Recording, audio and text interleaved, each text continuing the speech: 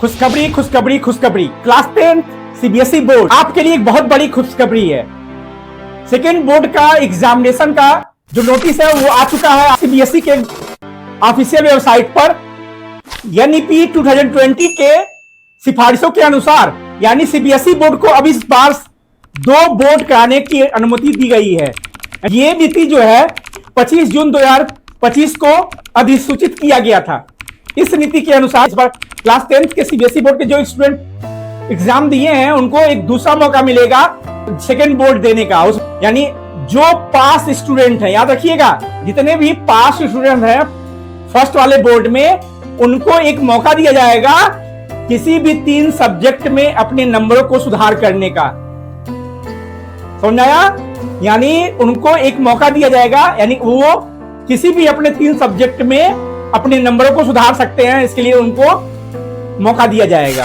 तो सबसे पहले देखिए ये जो फॉर्म निकला है, यहाँ इस फॉर्म में कौन कौन से की पॉइंट है, उस की पॉइंट को मैं एक एक करके बताऊंगा आप लोग को। तो इसमें जो सेकेंड वाला की पॉइंट है उसमें बताया गया है कि विद्यालय को अपने स्कूल में एलओसी फॉर्म जमा करने के लिए क्या क्या कार्रवाइयां करनी होगी, इन सारे की पॉइंट्स को इस फॉर्म में बताया गया है। जितने भी इच्छुक छात्र हैं, यानी जितने भी स्टूडेंट्स हैं जो कि सेकेंड बोर्ड में बैठना चाहते हैं, तो विद्यालय की एक निर्देश दिया गया है कि वो ऐसे स्टूडेंट्स का रिकॉर्ड जो है मेंटेन करे, यानी पेरेंट्स को उन स्टूडेंट्स को इसको नोटिस के द्वारा जानकारी दे और फिर उनसे फॉर्म भरवाए एलओसी का। और ये विद्यालय की रिस्पॉन्सिबिलिटी है, क्योंकि ये सीबीएसई बोर्ड में ये पहली बार हो रहा है कि दूसरी सेकेंड बोर्ड का एग्जाम हो रहा है। तो इसके लिए विद्यालय बहुत ही इसको जिम्मेदारी है, उसकी रिस्पॉन्सिबिलिटी है कि वो उन बच्चों का रिकॉर्ड मेंटेन करे और सीबीएसई बोर्ड को भेजेगा, जिससे कि हमारा सेकेंड बोर्ड का एग्जाम जल्दी से जल्दी हो सके। इसके देखिए तीसरे पॉइंट में दिया है कि तीसरे पॉइंट में एलओसी फॉर्म भरने की प्रक्रिया के बारे में बताया गया कि आप कब इस एलओसी फॉर्म आप सबमिशन कर सकते हो, भर सकते हो। में देखिए सबसे पहला है एलओसी सबमिशन फेज 1, यानी ये जो एलओसी सबमिशन फेज 1 है, इसका डेट है इसमें 18 मार्च से लेके 31 मार्च तक आपको ये फॉर्म फिलअप कर देना है अपने स्कूल में जाके, ठीक है। और इसके बाद देखिए इसके जो एलओसी सबमिशन आपने फॉर्म किया उसका फिर पेमेंट करना होगा आपको। उस पेमेंट का इसमें बताया गया है कि पेमेंट कब करोगे। तो पेमेंट करने का जो डेट दिया गया है वो बताया गया कि जिस दिन आपका रिजल्ट डिक्लेयर होगा उसके अगले दिन, यानी अगले दिन को लेके 5 डेज तक, 5 डेज के अंदर आप इसके यानी फेज 1 वाले जो आप फॉर्म डाले थे उसका एग्जामिनेशन पेमेंट आप ऑनलाइन कर दोगे। अब इसके बाद देखिए नेक्स्ट एलओसी में एलओसी सबमिशन फेज 2।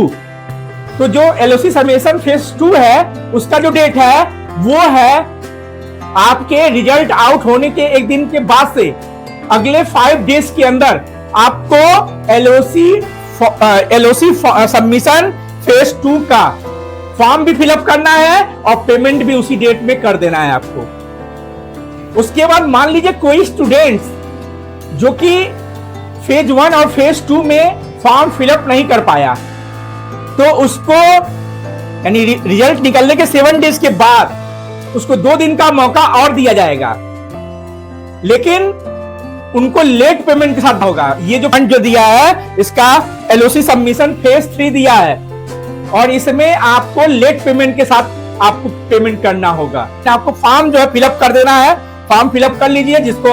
जिस सब्जेक्ट में मालूम हो कि हाँ मेरा सब्जेक्ट ये गड़बड़ गया है, तो वो उस सब्जेक्ट का जरूरी नहीं है कि आप 3 सब्जेक्ट अगर दिया गया तीनों सब्जेक्ट में करें। आपका एक ही सब्जेक्ट अगर खराब गया है तो उस एक सब्जेक्ट में आप वहां पे फिलअप कर सकते हो, यानी उसका सबमिशन जो डेट फेज 1 फेज 2 दिया है उस फेज 1 और फेज 2 में आप अपने फॉर्म को भर के विद्यालय में जाके जमा कर दीजिए और ऑनलाइन पेमेंट करिए। फोर्थ वाले पॉइंट में देखिए इसमें दिया हुआ है एक्सपेक्टेशन फ्रॉम द प्रिंसिपल, यानी प्रधानाचार्य से अपेक्षा या प्रिंसिपल की जिम्मेदारी है कि वो नोटिस भेज के उन स्टूडेंट को जो स्टूडेंट इसके इच्छुक है उनसे एलओसी फॉर्म जमा करवाएगा समय के अंदर, यानी जो डेट आप दिया गया है उस समय के अंदर ही उनको ये सारे काम कर लेने हैं। यानी जो स्टूडेंट इसके इच्छुक है उनको बताना है कि अगर आपका खराब हुआ है तो आप इसमें एलओसी फॉर्म भर सकते हो और जिस जिस सब्जेक्ट में आपका खराब हुआ है प्रदर्शन। लेकिन ये ध्यान रखिए कि ये एलओसी फॉर्म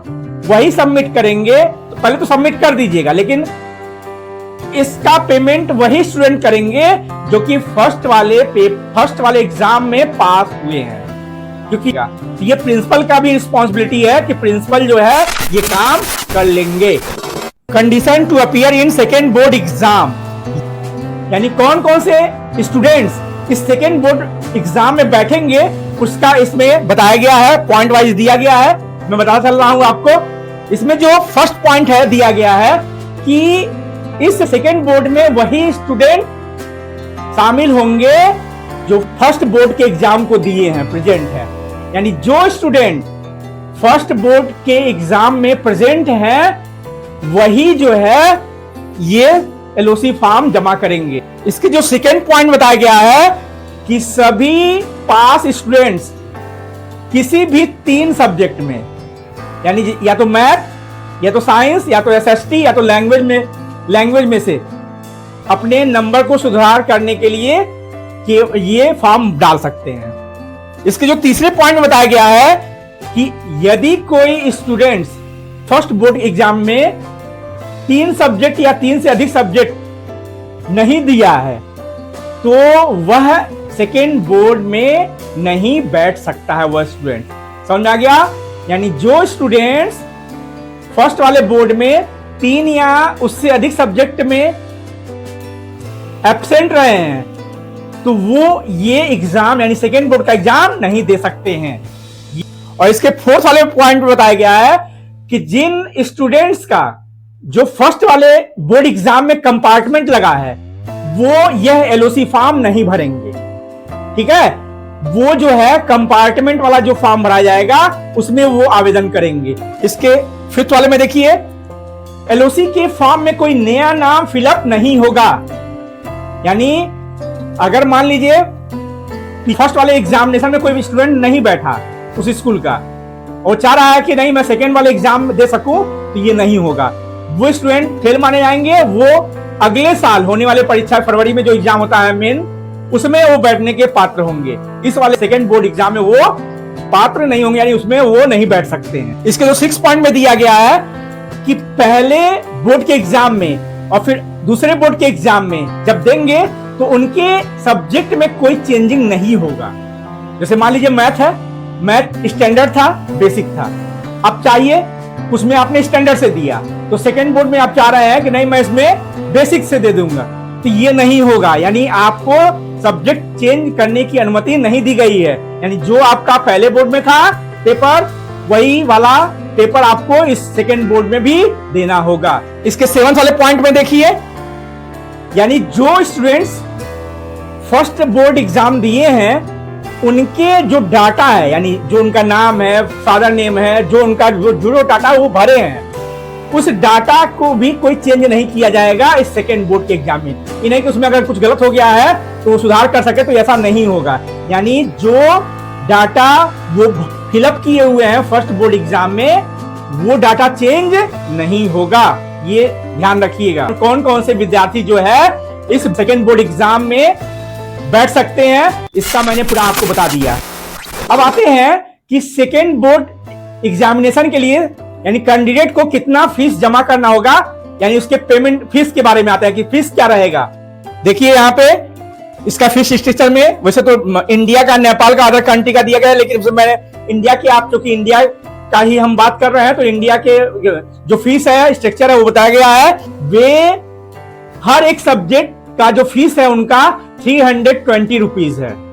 यानी आपको एक सब्जेक्ट का चार्ज जो है 320 रुपीज देना होगा। अगर आपने 3 सब्जेक्ट भरा है तो 960 रुपीज आपका पेमेंट होगा। ये आपको पेमेंट करना होगा, वो भी ऑनलाइन पेमेंट करना होगा। स्कूल फेज 1 और फेज 2 वाले जो फेज मैंने बताया था वहां पे फेज 1 फीस सबमिशन, तो फेज 1 और फेज 2 वाले अगर 3-3 सब्जेक्ट भरते हैं तो 960 का पेमेंट करेंगे। लेकिन अगर आपने फेज 3 यानी लेट पेमेंट के साथ करना होगा तो ये पेमेंट तो करना ही है 960 रुपीज, साथ में आपको आपके ऊपर जो लेट पेमेंट का चार्ज लगा है वो 2000 रुपीज लगा है।